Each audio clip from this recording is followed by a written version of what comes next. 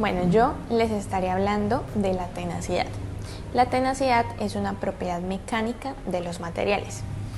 Y pues antes de seguir, ¿qué se entiende por propiedad mecánica? La propiedad mecánica explica el comportamiento del material frente a distintas fuerzas que se le aplican. Entonces, la tenacidad consiste en la energía absorbida por el material justo antes de romperse.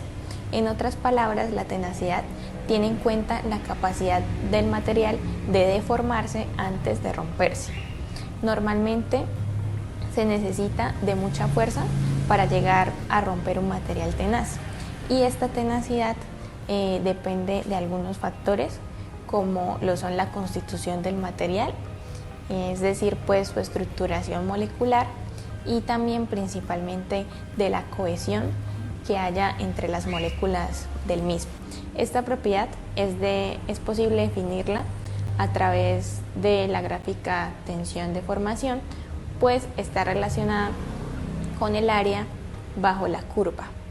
La curva de tensión-deformación mide la tenacidad bajo una fuerza que aumenta gradualmente. Ahí en la diapositiva podemos observar la gráfica. Esta pues muestra una curva típica de tensión-deformación de un material dúctil y un material quebradizo o frágil. Y el área bajo la curva representa la energía disipada que obtuvo cada uno de ellos al aplicársele ciertas fuerzas, es decir, la cantidad de energía que alcanzaron a resistir antes de llegar a quebrarse o a romperse. Y pues de esta se puede también concluir de la gráfica que a mayor energía que absorba el material, este es más tenaz. Son ejemplos de materiales tenaces los siguientes. Están la mayoría de los metales como el acero, el cobre, el hierro. También los materiales poliméricos como la madera y ciertos plásticos, y la caliza, el granito y el hormigón. Antes de pasar al experimento, considero necesario recordar que un objeto puede ser sometido a distintos esfuerzos. 3 de estos son la tracción, la flexión y la compresión. La tracción son fuerzas que van en sentidos contrarios y lo que hacen es tender a estirar el material. La compresión son fuerzas que actúan en el mismo sentido y tienden a cortarlo, y la flexión son fuerzas perpendiculares al eje principal que lo que hacen es tender a doblar el elemento o el material. Ahora sí, pasemos al experimento. Bueno, en la parte experimental vamos a observar cómo se comportan los materiales tenaces y los no tenaces. Para el primer caso tenemos este material, que es un polímero al que se le aplican fuerzas de tracción, así. Y como se observa, pues su composición y demás características permiten que el material se estire deformándose, pero pues no llegando a romperse. Como es bastante la energía que absorbe y pues la deformación que logra, este material lo podemos clasificar como tenaz. Otros materiales se estiran hasta romperse y pues de hecho podríamos hacer lo mismo con este, pero no lo haremos en esta práctica. Para el caso de los materiales no tenaces tenemos este cartón al que se le aplicarán las mismas fuerzas de tracción, y al realizarlo vemos que no se deforma, sino que simplemente se rompe ante las fuerzas. Al unirlo volvemos a tener pues el mismo tamaño que tenía antes de la aplicación de las fuerzas, solo que con una fisura, y por lo tanto pues clasificamos este material como no tenaz o frágil. Y eso es todo por la parte experimental de esta propiedad. Continuando con las propiedades de los materiales, tenemos entonces la fusibilidad. La fusibilidad es una propiedad física que se subdivide dentro de las propiedades térmicas, la cual consta de la facilidad con la que un material puede fundirse o derretirse y pasar de un estado a otro, generalmente desde un estado sólido a líquido. La fusibilidad es mucho mayor en materiales como los metales, los vidrios y los plásticos. ¿Por qué? Al ser, por ejemplo, los metales muy buenos conductores de calor, van a tender a llegar al punto de fusión más rápidamente, acelerando así el proceso de fundición, que es de lo que trata básicamente la fusibilidad. Ahora, ¿cómo funciona la fusibilidad? ¿Cómo se trabaja? Entonces debemos tener claro que cada material cuenta con un punto de fusión específico y que la fusibilidad lo que busca es generar un cambio de estado, que generalmente es a estado líquido, como ya lo mencionamos. Entonces se tiene en cuenta y dependiendo de ese punto de fusión del material y además de la energía requerida para separar los átomos que lo conforman, se le va a proporcionar una cantidad de calor necesaria para que se genere este cambio de estado. Ahora vamos a ver las funciones de la fusibilidad o para qué nos sirve. Ella nos sirve para obtener piezas fundidas. ¿Cómo lo hace? Entonces, fabrican piezas por moldes. Los moldes tienen ciertas figuras específicas donde se va a agregar la fundición del metal, luego se deja enfriar y se obtiene la pieza. Otra de las funciones que tiene la fusibilidad es las aleaciones. Entonces en la tercera imagen se puede observar un metal bend, que es una aleación a bajo punto de fusión que se utiliza frecuentemente para doblar tubos. Y por último, otra de las funciones es que permite observar metales resistentes y obtener materiales mucho más resistentes. Por último, los materiales refractarios o metales refractarios hacen parte de aquellos metales o materiales que se derriten a muy altas temperaturas debido a que son muy resistentes al calor y al desgaste. Entonces es muy difícil de que lleguen a su punto de fusión o se necesita mucho calor.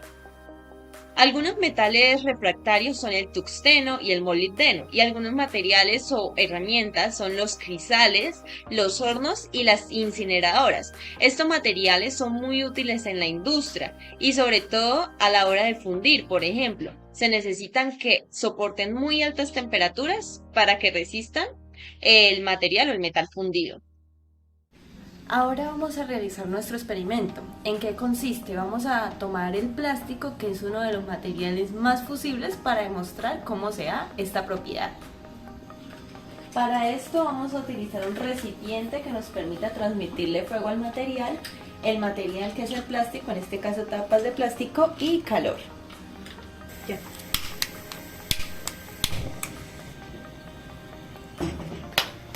Colocamos el recipiente y procedemos a colocar el material para que empiece el proceso de transmisión de calor. Como podemos observar, al cabo de unos minutos el material empieza a derretirse. Como se puede apreciar, aquí el material ya alcanzó su punto de fusión y está derretido. Lo que se procede a hacer luego de esto es agregar el material a un recipiente, a un molde, y darle forma para utilizarlo para hacer diferentes piezas.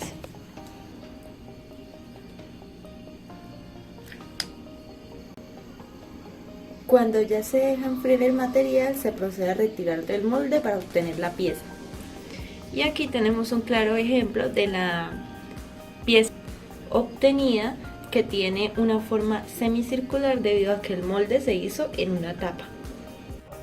Ok, yo les hablaré acerca de la solubilidad. La solubilidad es una propiedad química que básicamente se encarga de medir la capacidad que tiene determinada sustancia, que llamaremos soluto, para disolverse en determinado medio, que llamaremos solvente. Dos sustancias se pueden clasificar en solubles o insolubles. ¿Qué son sustancias solubles? Bueno, aquí tenemos el ejemplo más claro, el agua y la sal.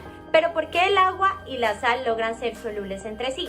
Bueno, al entrar las moléculas de sal en contacto con el agua, estas comienzan a romperse y los extremos positivos del agua comienzan a rodear los iones negativos del cloro, y asimismo los extremos negativos del agua comienzan a rodear los iones positivos del sodio. Es así como el agua y la sal logran disolverse completamente entre sí y formar una mezcla homogénea, que es normalmente como se presentan las sustancias solubles, es decir, que no se logra identificar claramente a simple vista cuáles son los dos componentes o lo que componen sí las sustancias. Un ejemplo claro, entonces, de sustancias insolubles podría ser el agua y el aceite. Pero ¿por qué el agua y el aceite son sustancias que son insolubles entre sí? Como lo expliqué anteriormente, el agua es una sustancia polar y el aceite, por el contrario, es una sustancia apolar. Es decir, que no generan ninguna reacción de atracción o repulsión entre estas dos. Por eso es que vemos perfectamente que el agua y el aceite se presentan como una mezcla heterogénea, es decir, en la que podemos identificar claramente pues cuál es el agua y cuál es el aceite. Siguiendo con la diapositiva anterior, cabe resaltar que aunque un soluto logre ser disuelto en un solvente, no siempre lo hace de forma completa, lo que nos dará lugar a hablar de clases de disoluciones. Una disolución puede ser insaturada, saturada o sobresaturada. Una disolución es insaturada cuando básicamente el coeficiente de solubilidad no ha sido excedido o no ha llegado a su máximo. Es decir, que aún se puede agregar más cantidad de soluto a la disolución y el solvente va a seguir disolviéndolo. Por el contrario, cuando una disolución es saturada, ese coeficiente de solubilidad va a llegar a su máximo. Es decir, que una cantidad de solvente específica va a disolver una cantidad específica también de soluto. Y finalmente, cuando una disolución es sobresaturada, este límite o este coeficiente de solubilidad ha excedido su máximo. Por como lo podemos ver en la imagen, una cantidad de soluto va a quedar en el fondo del recipiente en donde se esté haciendo la disolución. Y se va a necesitar más cantidad de solvente si se quiere lograr disolver toda la cantidad de soluto. Bueno, pero ¿y a todas estas de qué depende la solubilidad? La solubilidad depende principalmente de 3 factores. El primero, de la naturaleza del soluto y del solvente, es decir, de la composición y la estructura molecular que tiene tanto el soluto como el solvente, puesto que esto nos permitirá conocer de mejor manera la relación que se establece entre ellos dos. Como segundo punto tenemos la temperatura.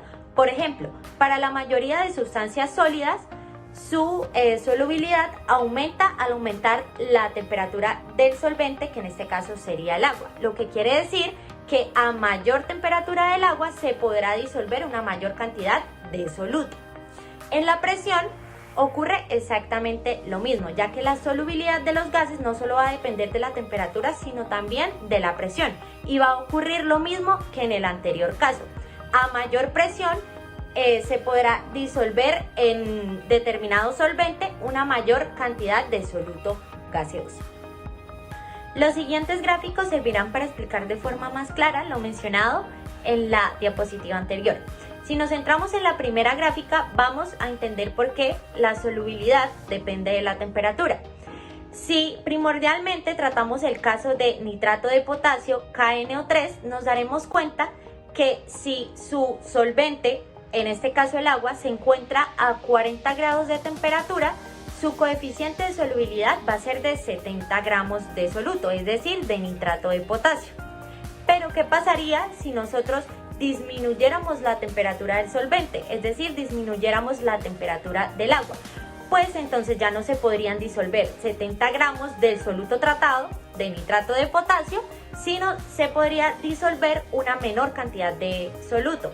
En este caso solamente se podrían disolver 40 gramos de nitrato de potasio, es decir, su coeficiente de solubilidad disminuiría, dándole la razón a lo que explicamos anteriormente.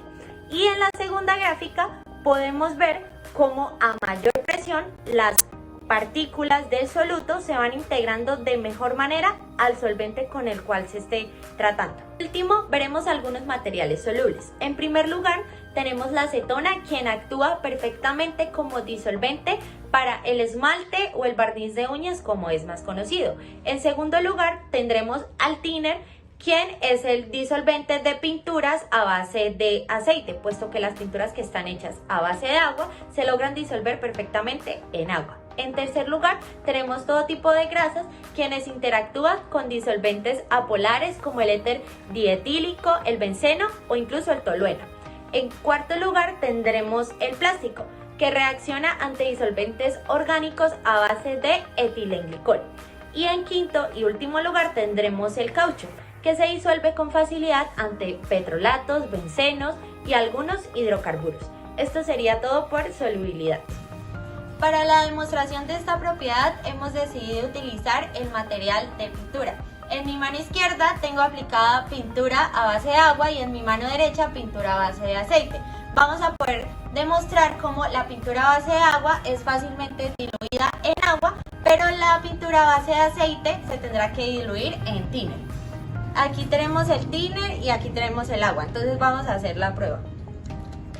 Esta es la pintura a base de agua.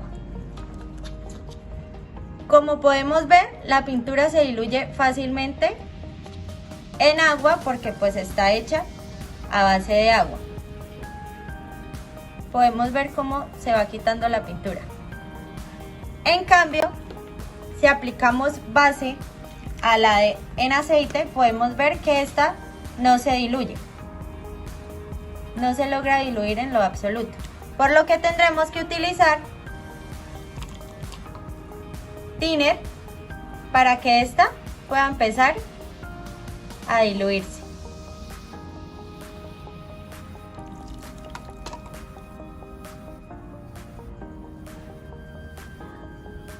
Es así como básicamente podemos demostrar la propiedad de solubilidad. Bueno, yo hablaré sobre la propiedad de elasticidad y plasticidad. Lo primero, lo básico que tenemos que saber es que esto tiene que ver con la rigidez del material, como su capacidad de deformación. Y pues para esto hablaremos más adelante sobre estos temas que están acá, que es lo que abordaremos. Bueno, entonces como mencionaba, voy a hablar sobre la elasticidad y la plasticidad. Entonces, la elasticidad se estudia la relación entre las fuerzas y las deformaciones, pero en la elasticidad se recupera su forma original, mientras que en la plasticidad el cambio es permanente e irreversible. Esto es lo principal que se tiene que tener en cuenta. Ok, entonces continuamos con la deformación, que como dije está y se nota está bastante relacionado con qué es elástico y qué es plástico. Entonces la deformación se produce cuando se aplica una fuerza externa. Esta crea cambios internos como en la composición del material, en el momento, como en las distancias entre sus moléculas a nivel micro, y ahí es cuando el material pues se deforma. Entonces se pueden observar cambios elásticos en todos los materiales. Hasta cierto punto hay retorno a sus propiedades originales, como a sus distancias originales, pero a partir de cierto punto, que lo vamos a llamar límite de elasticidad, y es muy importante, el material cambia completamente, ya no hay punto de retorno. Entonces ahora vamos a andar un poquito más en esto que llamamos el límite de elasticidad, que es que a mayor límite elástico, más elástico se considera un material, mientras más tensión se le puede aplicar y este siga volviendo a sus características originales. Todo esto se hace de forma experimental, como que hasta no se puede medir exactamente porque no es como un punto sino más como una zona, y entonces la medimos como la tensión a la cual el material sufre una deformación plástica del 0,2%. Entonces este es lo que es el límite de elasticidad. Lo podemos ver en la gráfica como, bueno, la región lineal es hasta ese punto la elasticidad, luego vamos a la plasticidad, luego el endurecimiento por deformación, y ahí como que se produce su último esfuerzo y se llega al límite de plasticidad, que es cuando ya pues tampoco es plástico, ya no es deformación, sino que se llega a la fractura. Y rápidamente pasamos al módulo de Young. También se conoce como módulo de elasticidad, importante para pues esta medida, y es un número que representa lo fácil que es o no deformar un material. Es una medida de rigidez, y como se ve aquí en la gráfica, hay una relación entre la tensión y la deformación como en la zona de comportamiento proporcional. Entonces podemos comparar para metales que el módulo de elasticidad es pues en la media. Los materiales, los poliméricos, que los valores de elasticidad son mucho más bajos, y los cerámicos, que son demasiado altos.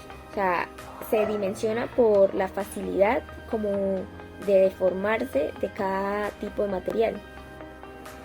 En ejemplos y usos, acá podemos ver una lista con diferentes materiales entre metales, polímeros y cerámicos y su respectivo módulo de Young, para hacer como la comparación, teniendo en cuenta que pues con diferentes tipos de enlaces atómicos pues hay pues diferencias en el módulo, en su elasticidad, su rigidez. Y además también tener en cuenta, cuando se va a dar uso, que el aumento de la temperatura tiende a disminuir el módulo de Young, y esto es para casi todos los materiales.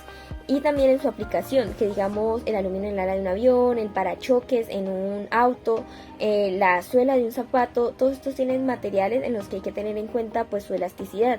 Cuando decimos que de pronto un zapato es demasiado duro y con ese no podemos correr, pues no nos brinda como esa suavidad, esa elasticidad que necesita como la plantilla. el vidrio de unas copas, hasta qué punto le podemos dar uso, le podemos poner carga para que este vuelva a su tamaño original, si es lo que necesitamos, por ejemplo en un vestido de baño, o para que ya pues llegue a su límite elástico, pase a plástico o definitivamente pues se fracture. Bueno, y otros ejemplos y usos. Acá hacemos la diferencia entre elásticos, viscoelásticos y plásticos, o sea que los consideramos según su límite de elasticidad. Un ejemplo que yo puse claro de elásticos es, por ejemplo, el hule, porque me parece que es muy comercial. Se utiliza para hacer pues varios artefactos, podrían decirse, y es un polímero de origen natural. Otros ejemplos puede ser que el cartílago, la silicona, el grafeno, el nylon, el aluminio, metales como el cobre, el acero y el poliestireno, o sea, hay muchos ejemplos de esto. Otro que sería el viscoelástico, como algunos colchones o materiales que uno les ejerce fuerza, se deforman y vuelven lentamente como a su forma normal. Acá un ejemplo, este juguete le pasa este efecto viscoelástico. Y un ejemplo claro de plásticos es la plastilina, que la podemos deformar pues fácilmente, pero no vuelve a su forma original, o sea, no regresa sola. Otros ejemplos pueden ser el policarbonato, que la arcilla, madera, tejido humano, todo esto pues también dependiendo de ciertas condiciones. Para entender mejor esta propiedad voy a observar la elasticidad de diferentes elementos, como son este resorte, esta banda, lana, diferentes ligas, y esto al colocarle esta bolsa de maras que ha sido pesada y el peso es 55 gramos. Este resorte aquí mide 29 centímetros y le tenemos el peso de 55 gramos. Ahora lo soltamos y podemos medir la deformación. Vemos cómo está su elasticidad y hasta podemos medir la constante. Ahora esta liga, que sin estirar, sin nada de peso, mide 14 centímetros. Le soltamos el peso y termina midiendo 15,4 centímetros. Esta liga así pequeña mide 4 centímetros y si la estiro, le pongo el peso, terminará midiendo 5,7 centímetros. Como podemos ver, este material es más difícil de deformar. Suelto el peso y no le hace nada, necesito aplicarle más fuerza para que se deforme, pero volverá a su estado original, sigue siendo un material elástico.